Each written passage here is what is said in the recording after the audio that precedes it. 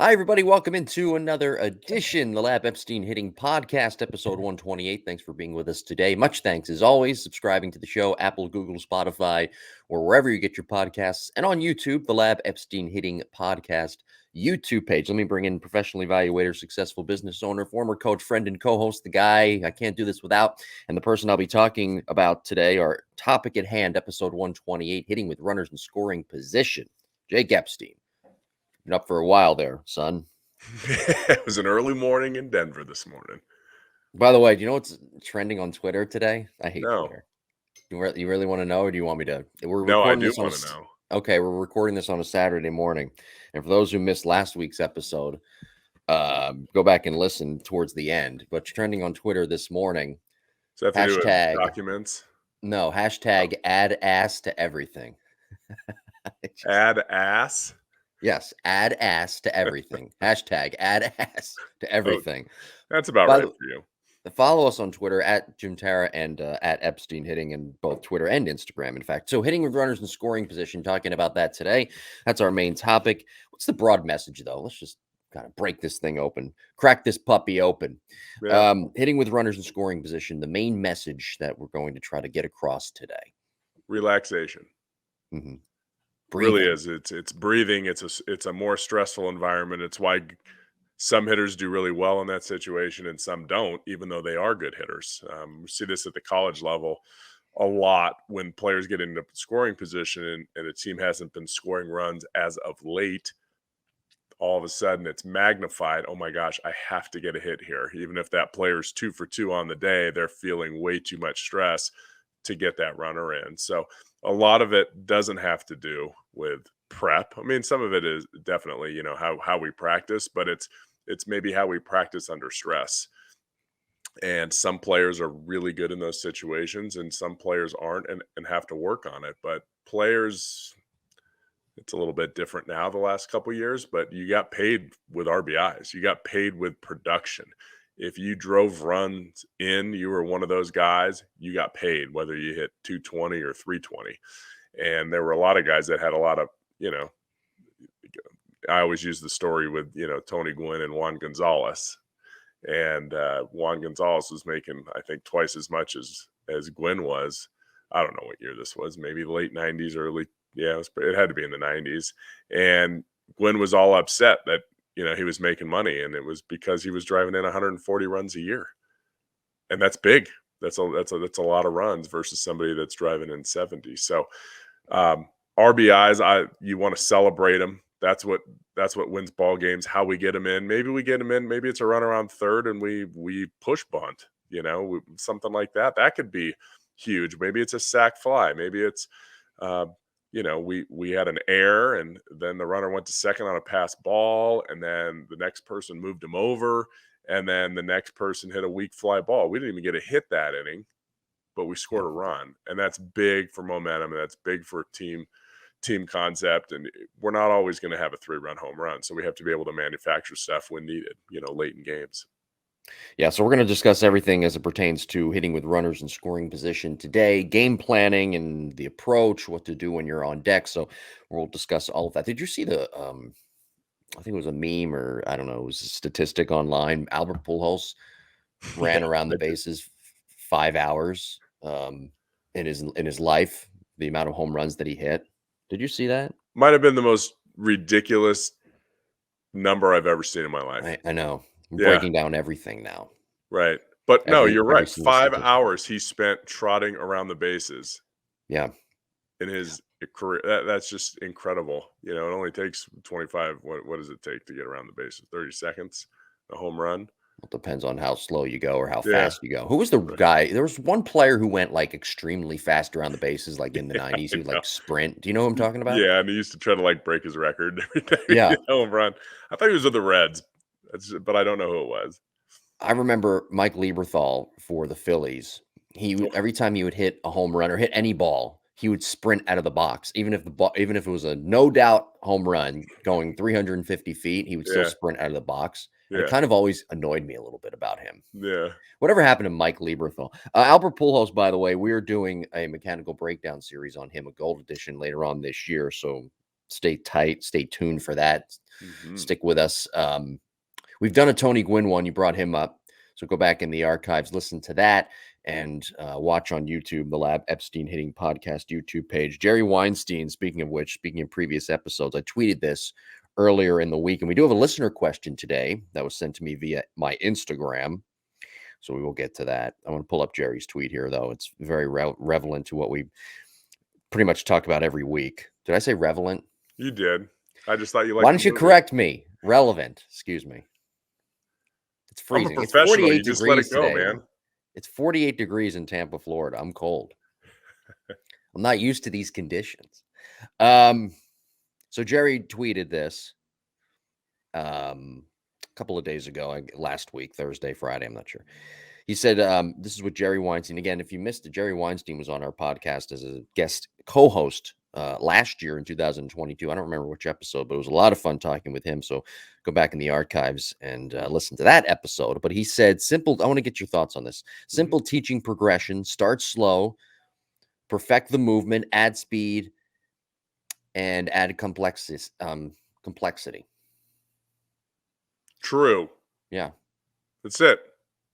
pretty much it. You Now, I can't don't see skip chaos steps. training in It there at doesn't all, work. though. You can't skip steps. If you got Right. a bad grip, you're not going to extend properly without rolling your wrists. If you got a Mhm. bad back elbow, you're not going to be able to stay on plane. So you have to start with that. And I've actually been um, formulating a plan moving forward here about coaching and maybe a new coaching platform that I'll be working on this year and putting together. But it's about progression. It's about starting players at a young age and not having to maybe go to a guru or hitting coach when your kid's 8, 9, 10, 11, 12 years old, where you guys can work on this with your own son or daughter at home and get it built in, because it saves the instructor so much time moving forward when now all of a sudden we can start working on spin and velocity and stress and all the parts of the swing that make us good hitters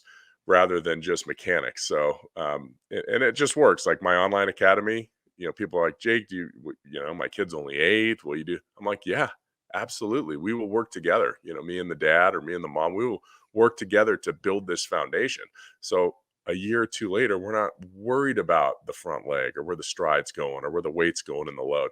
All that stuff is locked in, and now we can start doing more advanced stuff like back spinning balls the other way, or making sure we're elevating to the pull side, or adjusting our rhythm to breaking pitches or to different speed pitchers. And that's what it's all about. But you can't just go to that. It doesn't work that way. You can't just say, okay, we're going to work on um, you know hitting pull side balls in the air, but all of a sudden we have a big barrel drop. Well, then we're going to be one dimensional and only be on one point. We'll only be on plane for about 3 or 4 inches. So yeah, start the right way. Start, practice, master, then add stress, then add more complex moves, master that, then keep moving up the chain. Yeah, it's amazing that um, we've talked about this before on the show. And I think Cassie and I have talked about this on cross functionality. It's about building a foundation, starting slow and then just continuing to ramp it up. That's almost like the whole, and when it comes to hitting, as it pertains to hitting, that's almost like the whole point of hitting off a tee, or a Yeah, whole point of front toss, or a whole yeah. point of side toss. It's starting out slow. And I understand a lot of people say, well, and I saw a video with Nolan Arenado this week on Twitter as well, Mhm. talking about how he likes to go fast and swing fast and do everything fast so his body gets used to that. But if you don't have a foundation, especially at a young age, right, Yeah. you're really going to be in a lot of trouble. Yeah, I mean, just from an experience standpoint, if I'm working with a player that's 16 or 17 for the first time and they're like, "Hey, want to come in and do a lesson? I'm a whatever varsity player in high school."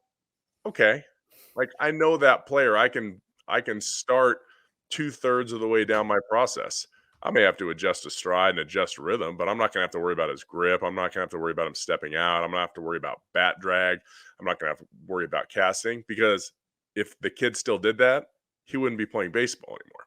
So Nolan Arenado doesn't have to hit off a tee because he's an elite player and he's moved his way up and he's already done that stuff. So you take each their own. And sometimes I'll get a 10 or 11-year-old player and I'm like, your mechanics are really great. Let's start to ramp it up a little bit. Let's, Right. we'll start at front toss instead of T, or we'll start with easy machine, instead of T. Or a punching bag is, really the ground zero is, let's hit a stationary object that's big, right? We can get our body into position without stress. So it all has to do with the player and where they are. But yeah, Nolan Arenado is not going to have to sit and do a lot of T work because, he's 30 years old and he's already done that. Right. He has Right. great Yeah. mechanics. You have to have that foundation. I Yeah. can't imagine what it's like for you when you see somebody, a new student, a new player comes to you for personal instruction, comes to the academy, the lab BCS. Yeah. They're in College Station, Texas, and you have to rebuild their swing entirely, fundamentally, mechanically, Yeah. and build that foundation. I mean, that's got to be for you just a time. It probably you want to probably pull out your hair. You feel like you're It's pulling out your it hair at times. it's a little bit tougher now, Right. I'm older. Like when I was 20, late 20s, like, I was like, okay, I had more energy. Now it's, it does. But I have the personality, I can deal with it. Yeah. I'm still a mentally a 10-year-old kid. So it's pretty easy to relate to them. But it works if the kid wants it to work. It Yeah. works if they put in the time away from you. I can't spend enough time with a player that needs to rebuild their swing without that family going bankrupt.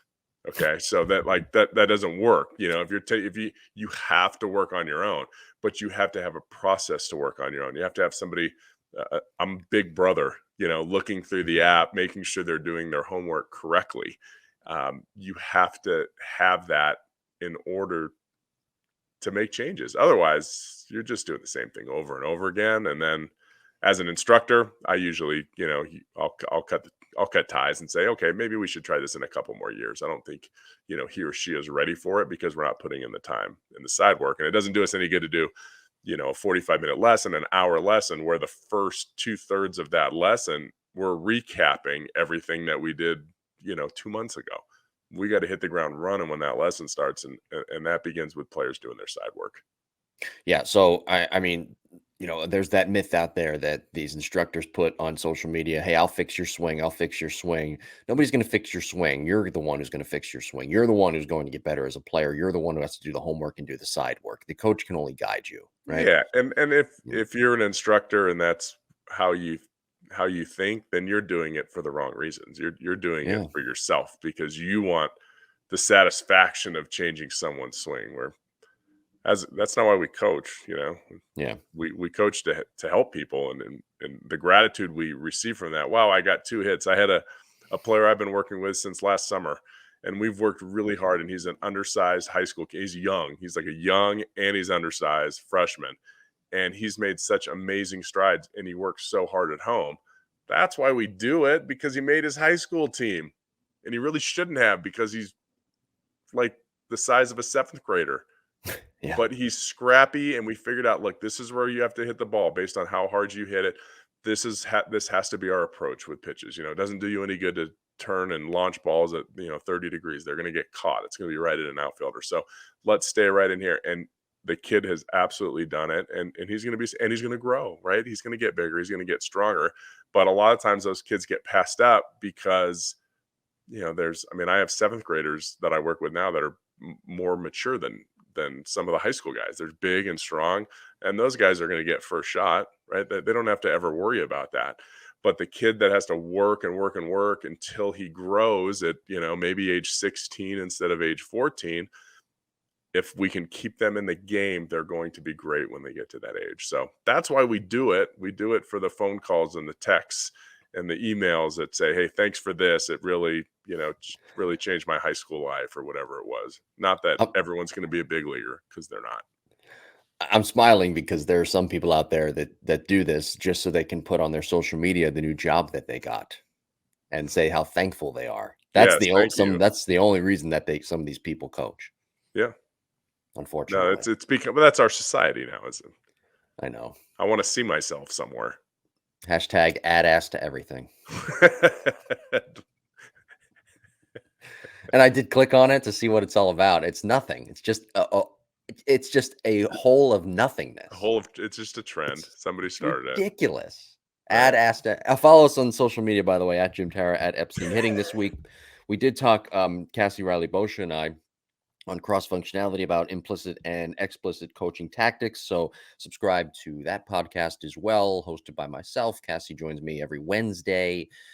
Apple, Google, Spotify, and on YouTube, Softball Strength Academy YouTube page. If you don't know, Cassie is a softball national champion at the University of Alabama, and she's my age. So I talked to Ep, who's older and a mentor, and Cassie, who's a friend. So I get the best of both worlds.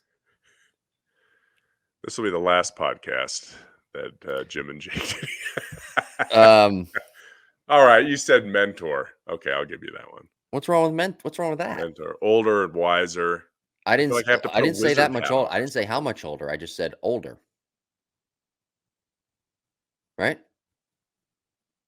I Yes. could, I could say like, hey, the girl that I'm dating right now, she's older. What would you? How old is she? I don't know. She's just older. Could be anywhere from 34 to like 42. Yeah. Older is Right? minimum 5 years if you say No, older. no, If she's no. 2 years older, I wouldn't say she's older. Well, but now you're placing everybody in a generational type thing, a generational time loop. That's what you're doing. I It's saw bring a meme about it was really funny. Gosh darn it, I don't know if I can remember it. It had something to do with mountain lions slash cougars, and it was hilarious, and it was yeah. clean. I wish I remembered it. I'll just Well, leave it at that. we're not a clean show anymore. No, you've ruined it. It brings me back to when I don't know if people used to watch Everybody Loves Raymond, but it brings me back to Yeah, when one of the best lines in that show ever, when Frank said, "Man, if I dated Ray's dad, if I dated somebody, Peter Boyle, rest in peace, by the way, yeah. he went to the same college I did." Huh, Yes, fun little fact. very nice. But he said, "Man, if I had to date somebody older, she'd be like a mummy."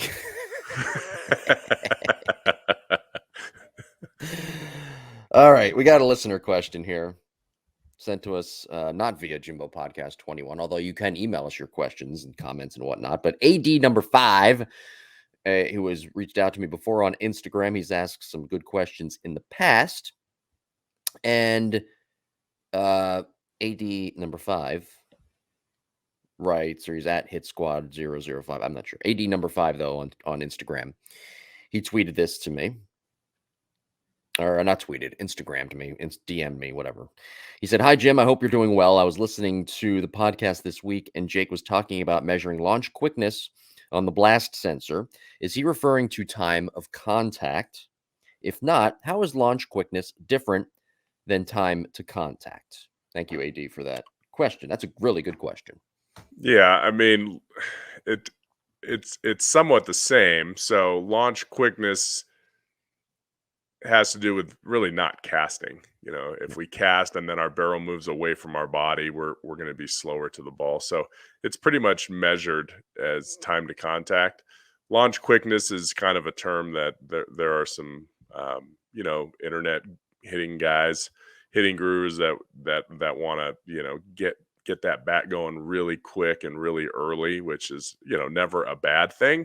It's just you have to make sure that that barrel doesn't dump and go below the swing plane. So, yes, you want to get going quick. Typically, the best way to do that is to utilize your body correctly. Okay, so you're going to have your time to contact is the main key because it's telling you how quickly can you get there efficiently. Um, After the ball's or after your front foot lands. Okay, so if the lower that number is, that means we have more time to see the ball. So the quickness or the rate in which you get that, I'm not sure how you would measure launch quickness versus time to contact. To me, they're somewhat interchangeable. If your time to contact is bad, you probably didn't launch your swing very quick. And that usually means that our upper body started before our lower body. So it's crucially important that the big muscles pull the small muscles the first part of the swing. meaning our front foot lands, our hip starts to turn, our torso is tight, like our abs are tight in that position. So it yanks the torso through. And as the torso and pulls the shoulders pull the hand. So, and I'm not talking about a long distance, I'm talking a couple inches at the most. But we want our hands to move with that shoulder the first couple inches. Then our hands can start to separate from our body a little bit. So, yeah, the launch quickness is a term in that was created by a few people online. I'm not sure that launch quickness is used at the major league level. I have never talked to a front office or a scout, meaning an advanced scout or an MLB scout, that talked about launch quickness, how quick they get their swing off. So, we'll just leave it at But there is something that people talk about a lot and say a lot, and sometimes it's misused. And we talked about that last week in our bat speed and bat quickness episode. that. Those evaluators say bat speed, and a lot of times what they really mean is bat quickness. Mm-hmm. Yeah. Again, it is what it is to the player. Right. I mean, a lot of times. So what I've found with players that try to, and again, it works for some people, doesn't work for other people. They try to snap, right, or use their scap or their hands quickly, their back elbow, to try to, you know, hit the noodle thing. What that usually does is The pool noodle you're talking about? if they whack the noodle drill. I never liked those pool noodles when I was a Yeah, kid swimming in the pool, yeah. It's for the because you don't know how record. to swim. Anyway, I know how to so swim. I'm by very doing athletic. that, we put emphasis sometimes on the wrong thing, and we'll start to do a hand move or a wrist move or a back arm move, back elbow move, and we'll do that before our foot hits the ground.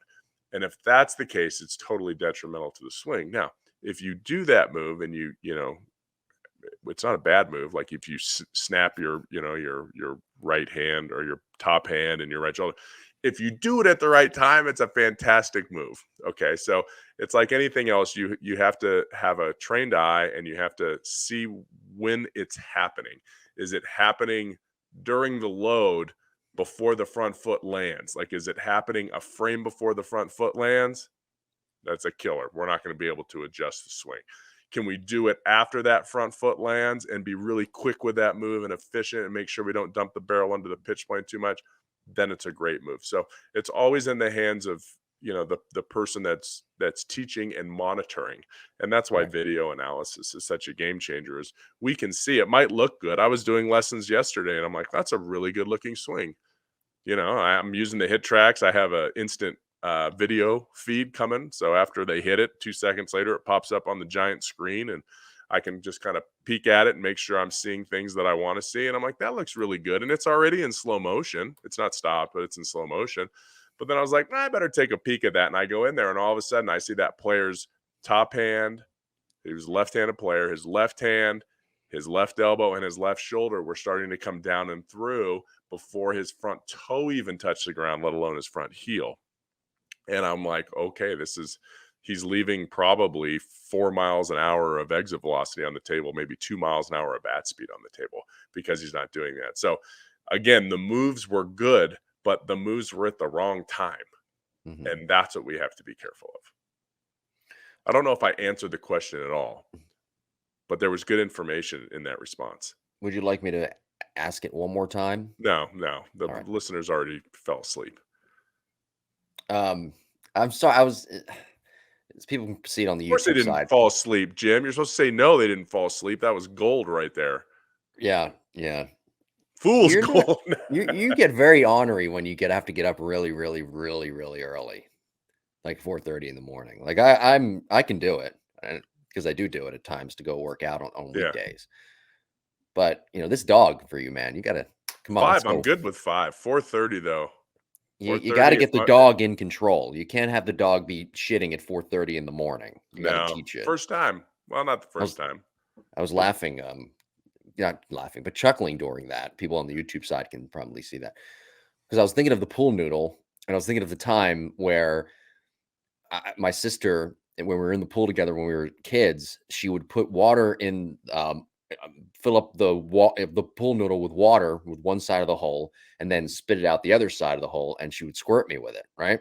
Mhm. And so it was funny when she did it, but when I did it, she would scream like bloody murder, and I would get in trouble.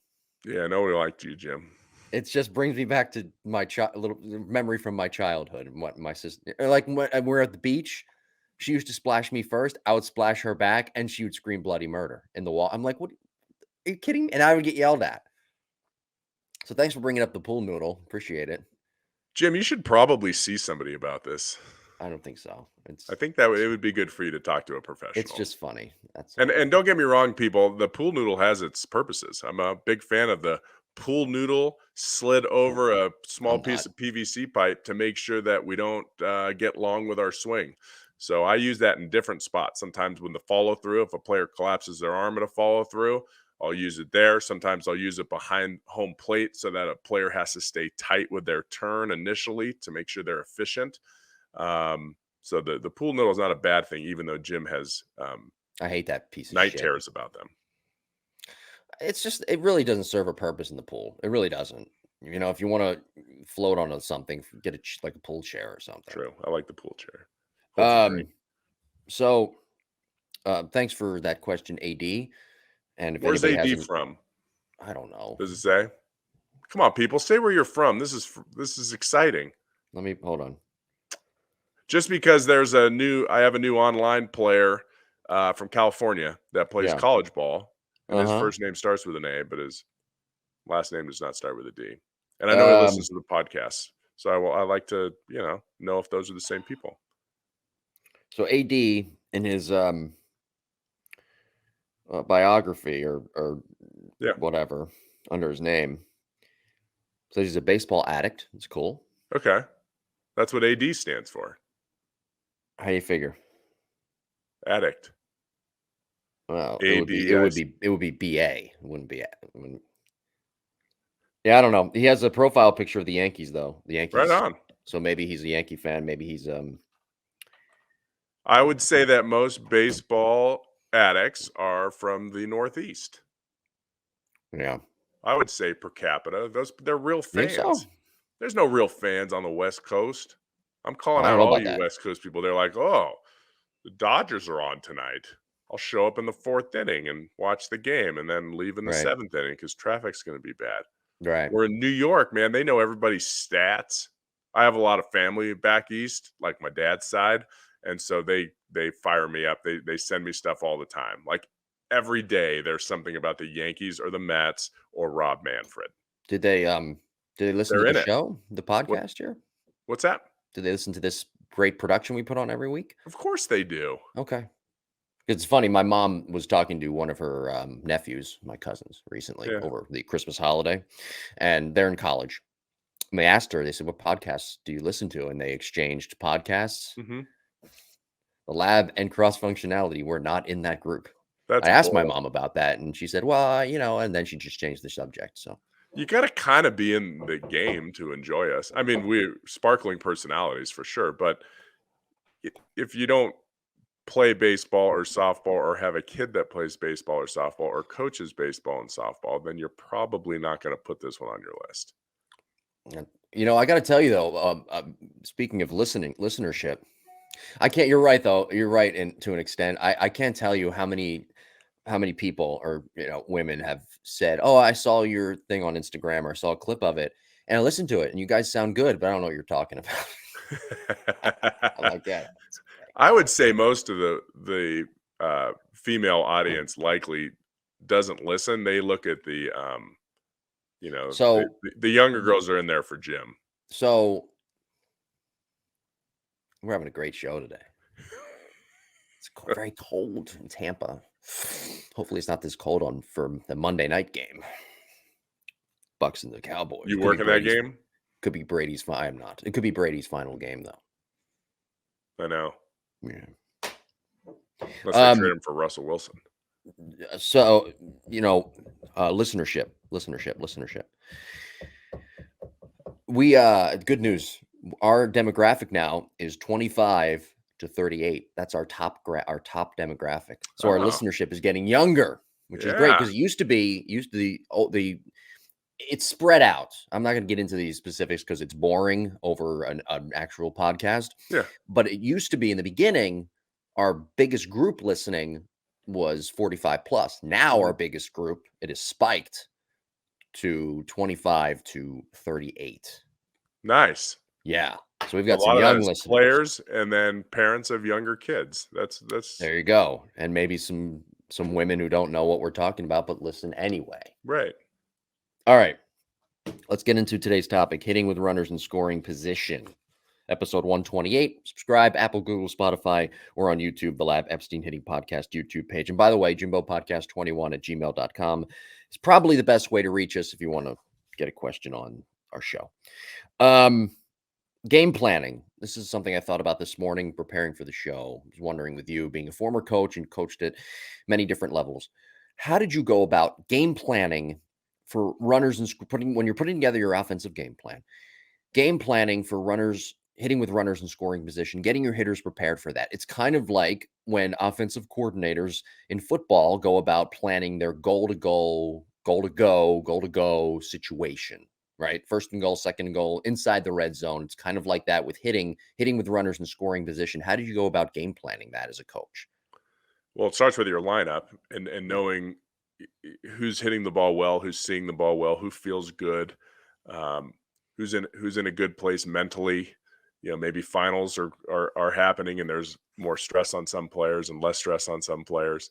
Obviously, you don't have that in the minor leagues, but who's feeling it and who's not, who's getting on base, who's on base percentage over the last, say, 5 to 7 games is moving in the right direction. They're seeing balls. They're patient. They're not chasing bad pitches. So it doesn't mean they're just getting hits. They're getting on base, however that may be. So that's a big part of it, stacking your lineup and organizing a lineup accordingly. And then knowing who you're facing. What kind of pitches is it? If Are we in college? Is it a Friday night starter? Are we in pro ball? Is it their number 1, 2, 3, or 4 starter? How have they been throwing? How do my players match up against them? Do I feel like, okay, my 3, 4, 5, 6 hitters, one of those guys is going to hit a bomb today, or they're going to hit some doubles. They're seeing the ball well. This pitcher doesn't have overpowering stuff. He throws more breaking balls. The guys I have in the middle of my lineup, maybe they have a more of an upslope to their swing, so they're on plane better with breaking balls than they are with some kind of high spin rate fastball. Okay, so I mean, it goes back to all of those things, and how do we piece that puzzle together? But that's where it starts. And then as the game progresses, we have to figure out the flow of that game. What inning are we in? Are we getting guys on base? Does this pitcher have us really good stuff? Do we have to strike now because they're going to go to their bullpen soon? And I want to get some runs in before that guy's hot in the bullpen and the guy on the mound is struggling right now. Just so many variables that you have to think about and think ahead. And that's why having a coach, having a bench coach, having help around you as a manager is so crucially important because of all those scenarios. And it starts in the meeting. It starts at the 11 a.m. meeting for a 7 o'clock game.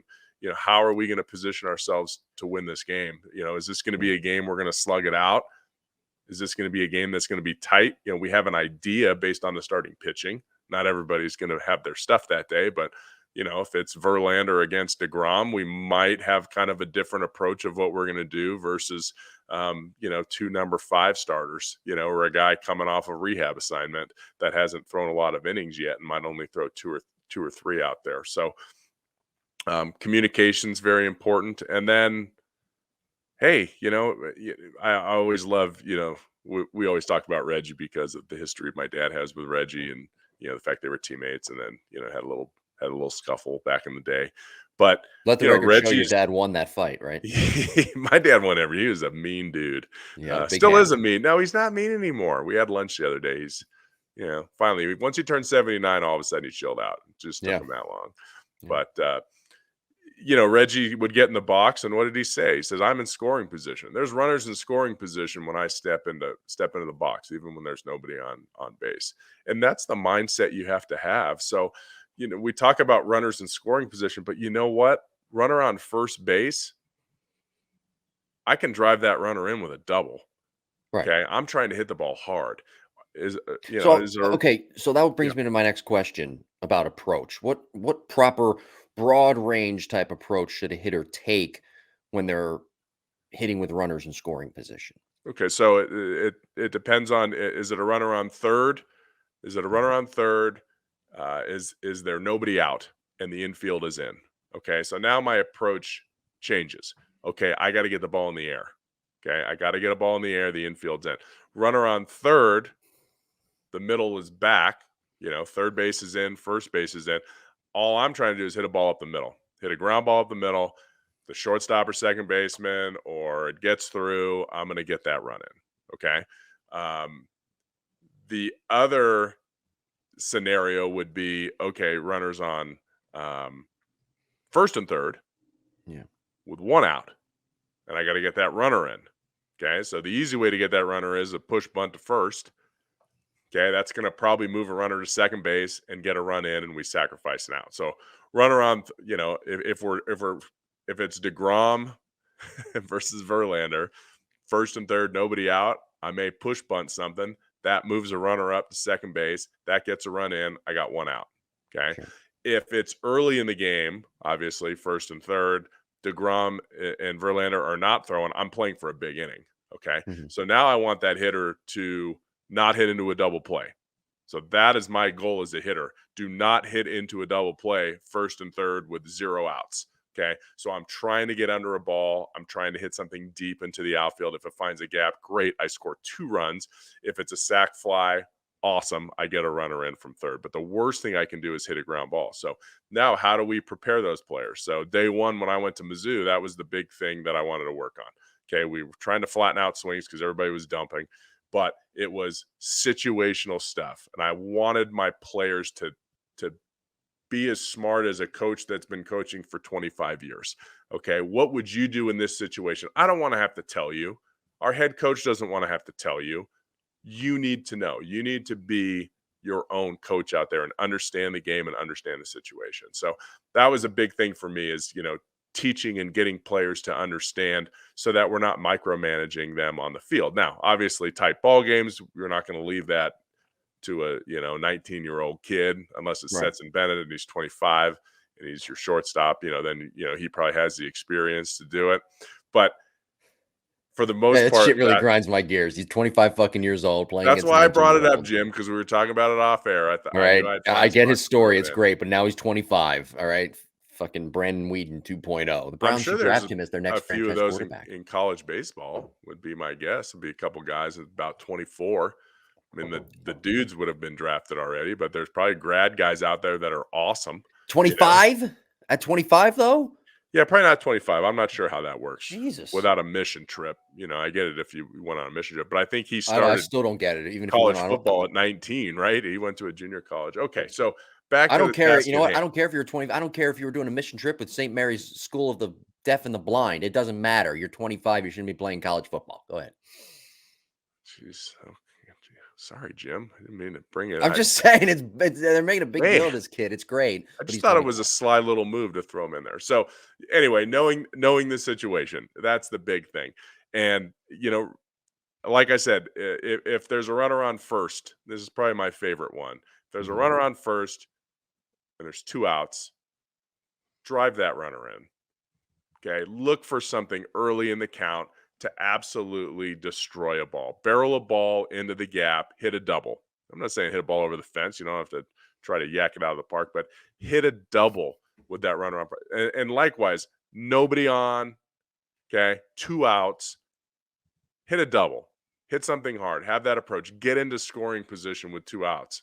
Okay. It's much easier to hit a double with 2 outs than it is to hit a single and then a double with 2 outs. Okay. Take the double, then take the scrap a single, through the hole or something like that with 2 outs to scratch that run in. So, knowing the time of the game, what inning are we in? Late inning, early inning? Do we need 1 run? Do we want to play for a big inning? Do we want 4 or 5 runs? I mean, that's more the ball game now, depending on what level you're at. Is hey, runners on first and second and nobody out, where 10 years ago that's like 98% bunt. Now it's like, hey, maybe that next guy's going to hit a jack, maybe that next guy's going to hit a double. Maybe that next guy's going to roll over and hit into a double play. We don't know, but we're playing for that big inning, and knowing your personnel plays a big part of that. I remember, and I just caught up. Coach George Horton, who was my coach at Fullerton, was just inducted into the ABCA Hall of Fame last week at the convention, and he, although he tells me when he coached me, he was young and dumb at that time, but he told me one time, because I made a lot of contact. I had good eye-hand coordination. I didn't strike out a ton. Um, maybe back then, considering a power hitter time, but really, I didn't strike out that much. But it didn't mean I would get a hit with 2 strikes either. It'd mean I put a ball in play. And he was like, "Ep, if there's a runner on first, like drive him in. Don't just put it in play with 2 strikes. When you have 2 strikes, I still want you driving the ball. I don't want you protecting, because I would protect, I would hit a ground ball, and it would be 2 outs instead of one. But maybe 1 out of 5 or 6 times, I'd hit a double there and actually score that run with 2 strikes and a runner on first. So So, you uh, have to know your players. You have to know their yeah, strengths and weaknesses. You have to know, are they clutch? Are they not clutch? And plan for that accordingly when you're out there running a ball game.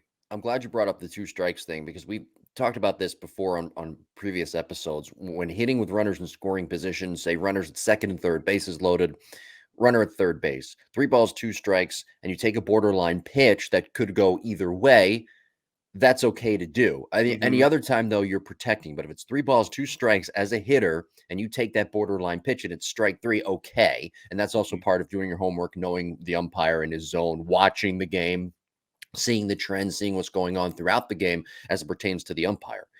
But hitting with runners in scoring position, you have 2 strikes. The only time it's acceptable to take a borderline pitch, I think we may have debated this before, is when you have 2 strikes and there's a runner at third, runner at second, runners in scoring position in general. No, I would know the situation. If it was a bases loaded, Hmm. I would say that would be okay. Hmm. If it was runners at second and third and the infield was back, I would be okay with them swinging at a ball in the corner and putting it in play. When I wouldn't want that is if there was a force out somewhere.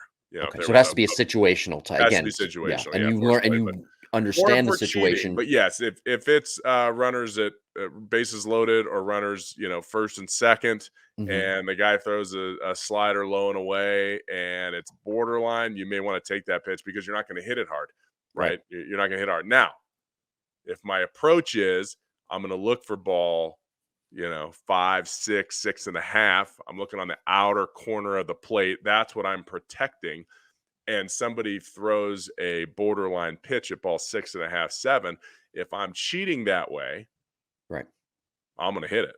Right. But if Yeah. I'm sitting middle away and they throw me a fastball in the inside corner, I have no chance but to get jammed and probably pop that up or hit a tapper back to the pitcher. So, um, And these are things you have to understand in the on deck circle. So that's another absolutely. point. And Yeah. pitch to pitch, you step out, you take a deep breath, you're figuring out, what am I doing here?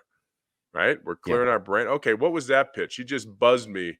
The count was whatever, 0-1. He threw a slider on the first pitch for a called strike.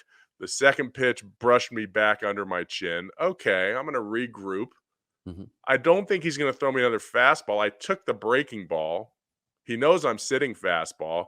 Then he moved my eyes and vision and my feet a little bit. Now I'm going to sit on that breaking ball, right? We changed from pitch to pitch. I have a plan.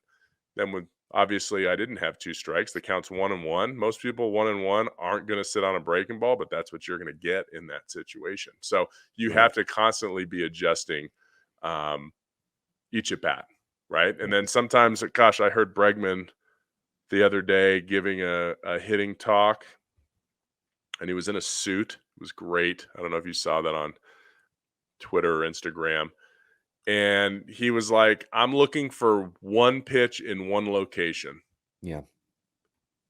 I'm not telling you where that one pitch and one location are, but I am tunneling one pitch and one location, and I'm not changing. I'm not changing until I get it. Okay. So if he throws me up in it, if he throws me a breaking ball, but he's not changing. He knows what pitch he's looking for. Now, the chances of him getting that pitch change during the at bat based on what the pitch is doing, but he is sitting on that one pitch until he has 2 strikes. Okay. You Hmm. know what that's called? Guessing. How many people say Yeah. guessing is bad? Every single one of them. You can't guess, you just gotta react, and you bullshit. That might be the Yeah. first time I've cursed on the podcast, so I'm sorry, young children. But it's true. You always have a plan. Bregman is a clutch hitter, and I think he says something like, "I'm looking for a pitch up and away," or something like that, and that's what I'm tunneling that during that conversation he had. But we are, we are. What do we hit the best? Maybe I'm looking for a slider because I seem to hit the slider better off this guy than his fastball. His fastball, I just can't square up for whatever reason. We're looking for that pitch. We're trying not to miss it until we have 2 strikes, and then we got to start to protect a little bit more. So have a plan. If you want to call it guessing, great. I love guessing. You want to call it anticipation, great. I love anticipation. You want to call it having a plan, they're all the same thing. You just have to stick to it, trust your gut, and have a swing that won't foul off that pitch you're looking for. Well, I think I was going to ask just a quick wrap up, recap, and just an overall general message of hitting with runners in scoring position. But I think you already covered that, so I think we're good. Just be a dude. Yeah. Want to be the player with runners in scoring position. Yeah. Want that responsibility for your team. Just, gosh, that's the best. Like when you can drive in, run, and get high fives, man, that's what it's all about. That's what it's all about. So, well, you want to call it clutch, you want to call it relaxation, you want to call it what you are, but enjoy the moment when you can help your team out with runners Yeah. in scoring position. Don't be afraid of the moment. Embrace it. You know what's Mhm. great about this game? You're going to mess up. You're going to fail. You're going to strike out with a runner on third.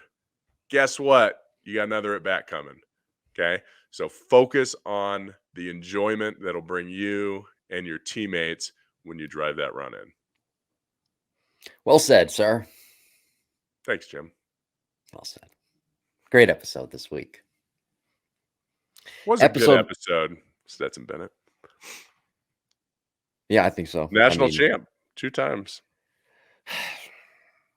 Nick Saban probably when he was on the ESPN set as the guest analyst or whatever, he probably was thinking the same thing I am. Like, this motherfucker is 25 years old. I'm not, I should be in this national championship game. The best was when, I don't remember the broadcaster, the guy doing the halftime show, it said something like, Georgia's the team to beat. Everybody wants to beat Georgia now. And Saban's like, just wore it. But it's true. Was it McAfee? Might have been McAfee. Yeah, it was. Yeah, did he go to Georgia? It was a former Georgia player. Oh, it was the quarterback. What's his name? With a V or David something. I know who you're talking about. Yeah, I can't remember. I don't think it was Pat It wasn't McAfee. Episode 129 next week. This is a good one. Establishing proper goals. We'll talk about that next week. Establishing proper goals that you can succeed and you can move your career forward with. A lot of people have these grandiose goals, but you have to establish the proper goals to get to the grandiose goals and to get to that grandiose prize. We'll talk about that next week. I love it. It reminds me, I'm just going to wrap up here because I'll forget by next week, but I saw something with the polar bear. Why can't I think Pete of his Alonso. name? Pete Alonso, who I truly love. Mets Pete just Alonso. avoided arbitration with Pete Alonso, by the way. What's that?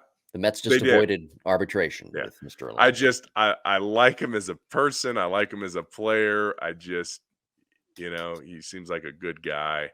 Anyway, and he looks like Liev Schreiber, the actor.